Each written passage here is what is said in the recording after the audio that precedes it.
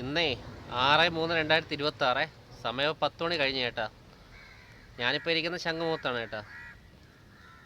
ഇന്ന് വെള്ളിയാഴ്ച ആയതിനെ കൊണ്ടും 17:30 ഇന്ന് മീനെടുക്കാനുള്ള ഉദ്ദേശമൊന്നും ഇല്ലായിരുന്നു. പിന്നെ ഇന്ന് വീഡിയോ എടുക്കാൻ വേണ്ടിയിട്ട് ഭീമളില്ലാരും ഇന്ന് കടപ്പുറത്ത് വരത്തില്ലല്ലോ വലവിടെ. അപ്പോൾ അതുകൊണ്ട് ഇന്ന് വീഡിയോ എടുക്കാനും വലിയ ഉദ്ദേശമൊന്നും ഇല്ലായിരുന്നു. പിന്നെ ഉച്ചയ്ക്ക് ശേഷം ഒന്ന് വിഴിഞ്ഞത്ത് പോയാൽ കൊള്ളാമെന്നുണ്ടായിരുന്നു കേട്ടാ. വിഴിഞ്ഞത്ത് വല്ല മീനുണ്ടെങ്കിൽ അതിൻ്റെ വീഡിയോ എടുക്കാൻ വേണ്ടിയിട്ട്. അപ്പോൾ അതുകൊണ്ട് ഇന്ന് എണീച്ചപ്പോൾ തന്നെ 7:30 മണിയായി. അതുകൊണ്ടിന്ന് കരമടി വീഡിയോ ഒന്നും എടുക്കാൻ പറ്റിയിട്ടില്ല കേട്ടാ. പക്ഷേ ഇന്ന് നമ്മളെ ഈ പുത്തുന്തോപ്പ് ഭാഗത്തൊക്കെ മീനുണ്ടായിരുന്നു. പുത്തുന്തോപ്പിലും പള്ളിത്തുറ ഭാഗത്തൊക്കെ കരമടിക്ക് മീനുണ്ടായിരുന്നു. നെത്തോലിയും ചാളയൊക്കെ മിക്സ് ആയിട്ടുണ്ടായിരുന്നു. പുത്തുന്തോപ്പിലൊരു 10 അളവോളം വരുമെന്ന് തോന്നുന്നു.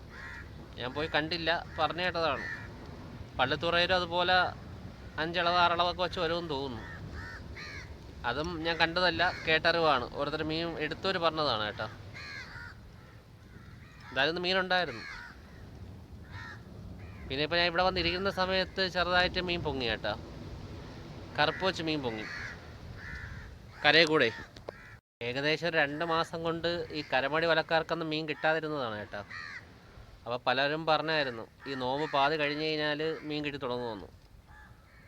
അപ്പോൾ ഇന്ന് നോമ്പ് പാതി കഴിഞ്ഞ് കേട്ടോ. അപ്പോൾ പടച്ചു ഇനിയെങ്കിലും മീൻ എല്ലാവരും കൊടുക്കട്ട്.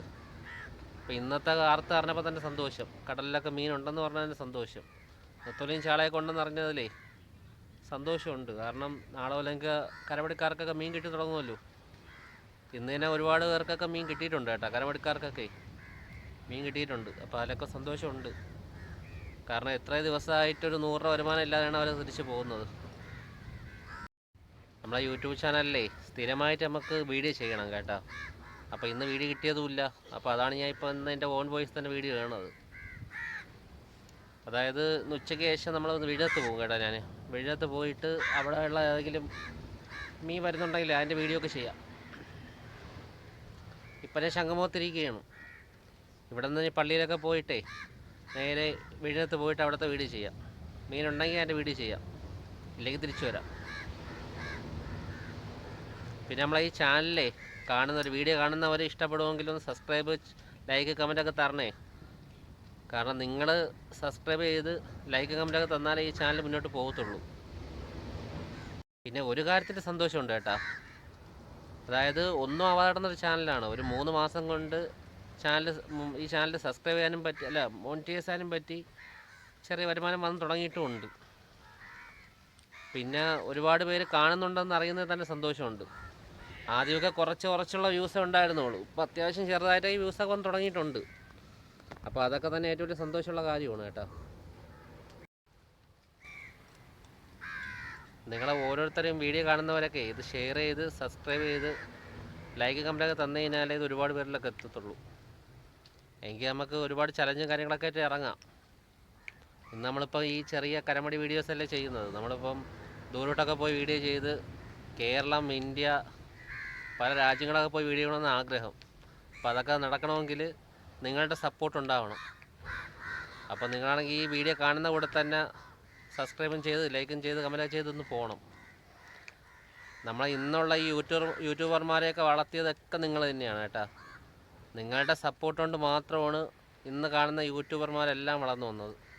അപ്പോൾ അതുപോലെ എന്നെ ഒന്ന് വളർത്തിയെടുക്കണം നിങ്ങൾ. ഞാനിപ്പോൾ 8:30 വീട്ടിൽ നിന്ന് ഇറങ്ങി വന്ന വഴിക്കൊന്നും കരമടിയൊന്നും കണ്ടില്ല കേട്ടോ. വേളിയിലും ശംഖുമുഖത്തൊക്കെ വന്നപ്പോഴത്തേക്ക് ഒരു കരമടി വിട്ടിട്ട് അത് വല ഒതുക്കിക്കൊണ്ടിരിക്കുന്നു. അപ്പോൾ അതിലെന്തെങ്കിലും ഉണ്ടാകുന്നുള്ള കാര്യം അറിയാൻ വയ്യ. പിന്നെ വേളി ഭാഗത്തൊന്നും വെട്ടുകട ഭാഗത്തൊന്നും വല കണ്ടില്ല, വല വിട്ടൊന്നും കണ്ടില്ല. ഇപ്പം ഞാൻ ഇരിക്കുന്ന ശംഖുമുഖത്തിരിക്കുകയാണ് കേട്ടോ. ഇവിടെ നിന്ന് ഇനിയിപ്പോൾ കുറച്ച് കഴിയുമ്പോഴത്തേക്ക് നേരെ വിഴിഞ്ഞത്തോട്ട് പോകും. ഇന്ന് മിക്കവാറും വിഴിഞ്ഞം പള്ളിയിലായിരിക്കും ചുമ കൂടുന്നത്. അത് കഴിഞ്ഞിട്ട് അവിടുത്തെ വീഡിയോസൊക്കെ ഉണ്ടെങ്കിൽ അത് എടുത്തിട്ട് വൈകുന്നേരം തിരിച്ച് വീട്ടിൽ വരാം. അതാണ് ഇന്നത്തെ ഉദ്ദേശം.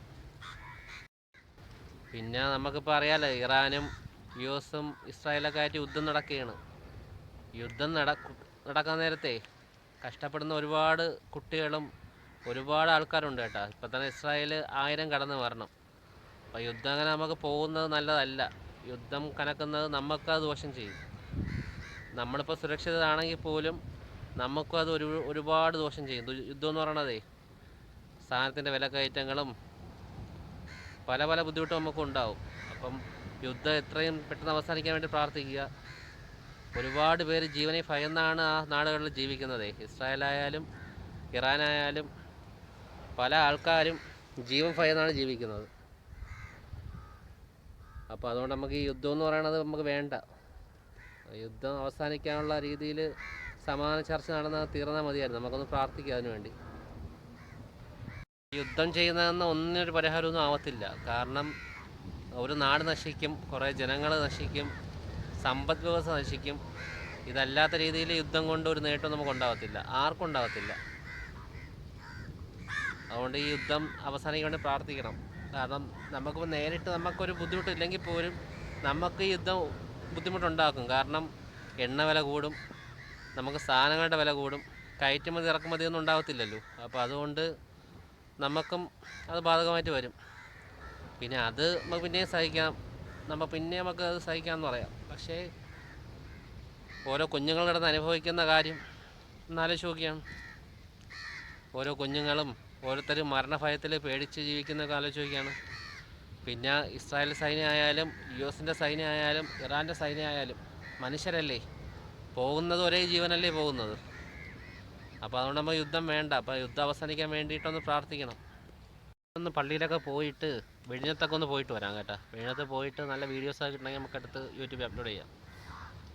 അപ്പോൾ നമുക്ക് ഇപ്പോഴും പറയുന്നു, വീഡിയോ കണ്ട് സപ്പോർട്ട് ചെയ്യുന്ന എല്ലാവർക്കും നന്ദിയുണ്ട്. നിങ്ങളുടെ സപ്പോർട്ടും നിങ്ങൾ തരുന്ന സ്നേഹമാണ് ഇതിൻ്റെ വിജയം. അപ്പോൾ അതിൽ വലിയ സന്തോഷമുണ്ട്. ഓക്കെ എന്നാൽ.